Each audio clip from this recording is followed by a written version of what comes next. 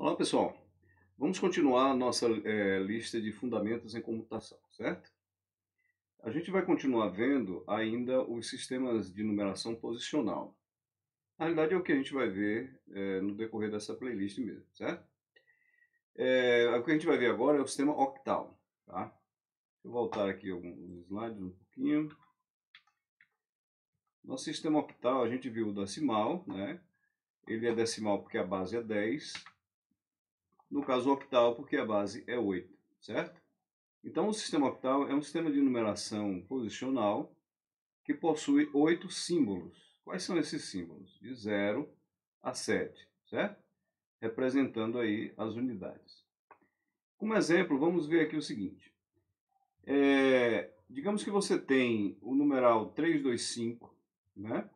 E é informado que ele está no sistema octal. Observe que esse 325 não é um numeral, não é um número da base 10, ele está na base 8, certo?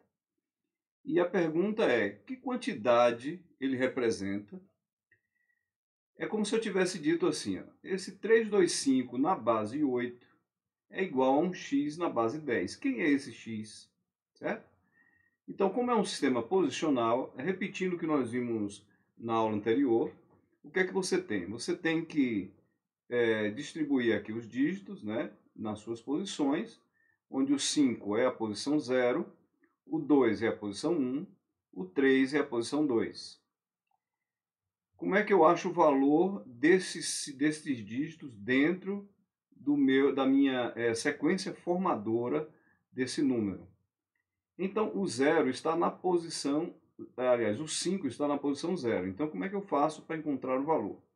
Eu vou pegar a base, elevar a minha posição, então é 8 elevado a 0, que vai dar 1, vezes o dígito na posição, que é 5. Então, 5 vezes 1, eu tenho que esse dígito vale 5 mesmo.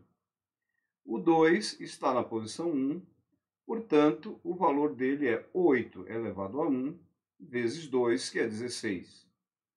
O 3 está na posição 2, portanto, o valor dele é 3 vezes 8 elevado ao quadrado, e é 192. Agora, somando todos esses valores, eu vou obter 213 em decimal, ou seja, é o meu valor, é o valor que representa a quantidade no sistema octal. O 325 equivale a 213 no sistema decimal, ok? Então você vê que a maneira de você resolver e descobrir que valores têm os números octadecimal é o mesmo esquema lá do decimal que nós vimos antes, certo? Só para a gente confirmar, eu vou ver com você aqui a calculadora. Eu vou abrir a calculadora do Windows e eu vou colocar o número octal 325. Lembrando que quando eu clico aqui em octal, ele vai apagar o 8 e o 9, porque o sistema octal só vai de 0 ao 7. Né? Então eu escrevi 325 e ele está me dizendo que equivale a 213, mostrando que está correta o nosso cálculo aqui. Certo? Então, lembrando lá da lógica do nosso odômetro, que nós vimos no encontro passado, nós vimos o seguinte, que quando eu chego no último dígito, né, ele muda o dígito da frente, acrescentando mais um no dígito da frente, e ele vai novamente do início ao fim daquele sistema. Então ele vai do 0 ao 7 novamente e aumenta o próximo dígito, até que esse dígito ele vire 7 também. E por último, nós temos aqui um 77. Como ambos chegaram ao 7, quem é o próximo aqui? Né? Ora, pela lógica do odômetro, o que é que nós temos? Se eu cheguei no 7, no primeiro dígito, eu cheguei aqui no 7 no segundo dígito, então ambos vão zerar e eles vão ser transformados aqui num 00, e o da frente vai se tornar um número 1. Né? Então, nós teríamos aí alguma coisa como 1, 0, 0, certo?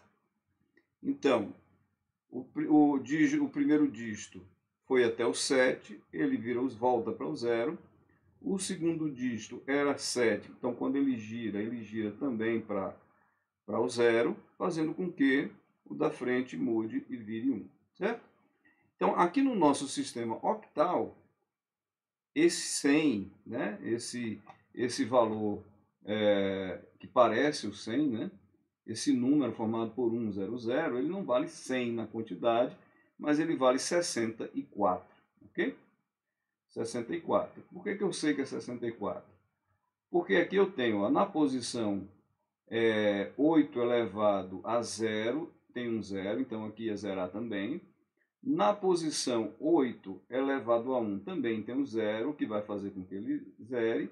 E aqui eu tenho 1 vezes 8 elevado ao quadrado. 1 vezes 8 ao quadrado é 64, o que confirma o que nós estamos dizendo, né? Então vamos ver aqui, ó.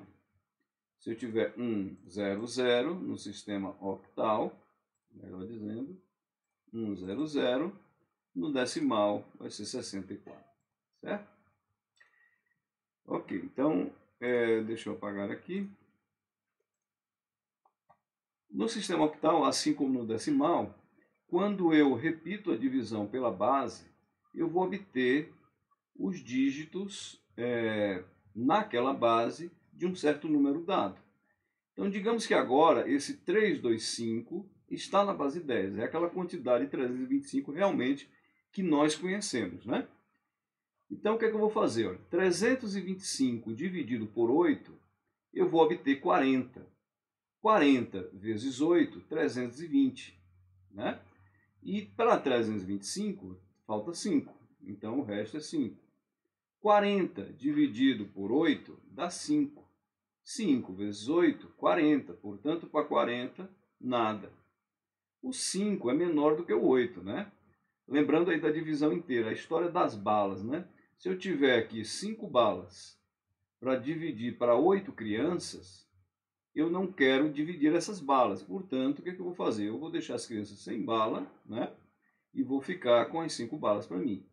Então, quando esse número for menor, quando o dividendo for menor do que o divisor, numa divisão inteira, você zera o resultado e coloca o próprio número como sendo o resto. Ok?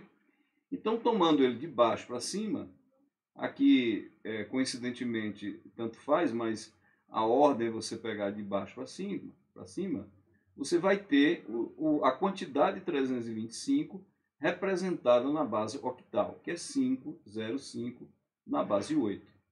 Então, para confirmar, eu vou pegar esse 505 na base 8 e vou montar aqui o esquema de tradução inversa, né? Então, o símbolo é 5, os símbolos 5, 0 e 5. As suas posições são 0, 1 e 2, né? Respectivamente. E eu tenho aqui que eu pego o dígito vezes a base elevada à sua posição e eu tenho aqui o valor daquele dígito na sequência formadora. Então, 5 vezes 1, porque 8 elevado a 0 é 1, vai dar 5 mesmo.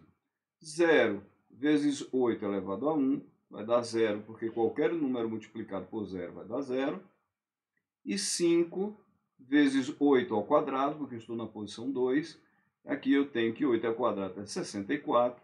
64 vezes 5, 320.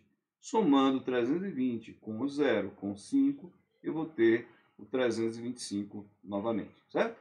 Então, quando eu quero converter um número da base decimal para a base octal, eu vou fazer uma escadinha de divisões aqui por 8, e divisões inteiras, melhor, sempre bom dizer, e pegar o resto de trás para frente, certo? Então aqui eu tenho a quantidade 325 em octal, ok? Bom, a gente viu na aula passada também alguma coisa sobre isso. Se eu tiver 2 dígitos octais, quantos números eu posso fazer com apenas 2 dígitos octais, certo? Bom, o que eu posso fazer é o seguinte. Eu posso escrever, deixa eu pegar aqui uma canetinha, Eu posso escrever aqui um 0, certo? Estou ainda me habituando a escrever aqui digitalmente. Então aqui eu tenho um 0, 2 zeros. Portanto, o meu primeiro número de 2 dígitos no octal é o 00, certo? Agora, qual é o último número? O último número vai ser o 77, certo? Porque eu tenho o último dígito que é 7 e o último dígito aqui também que é 7. Então eu tenho 77. Nesse caso, o último dígito, o último número com 2 dígitos é 77. Agora, quanto é que esse número vale, né? A gente pode pensar o seguinte, lembrando lá daquela fórmula geral, a quantidade de valores é calculado com base elevado a n, que é a quantidade de número de dígitos, certo? Bom, para eu calcular a quantidade, eu tenho uma base que é 8, o número de dígitos que é 2, 8 elevado a 2 eu tenho 64, portanto, a quantidade de valores que eu consigo fazer com 2 dígitos é 64, e esses valores são de 00 a 77. Lembrando que esse último valor ele é igual à quantidade menos 1.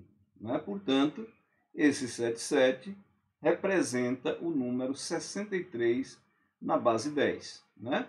Você vê que aqui, ó, na fórmula geral, você tem que base elevado a n, que é a fórmula da quantidade, menos 1. Então, 77 é, na realidade, a quantidade 63, né? A quantidade 63, tá?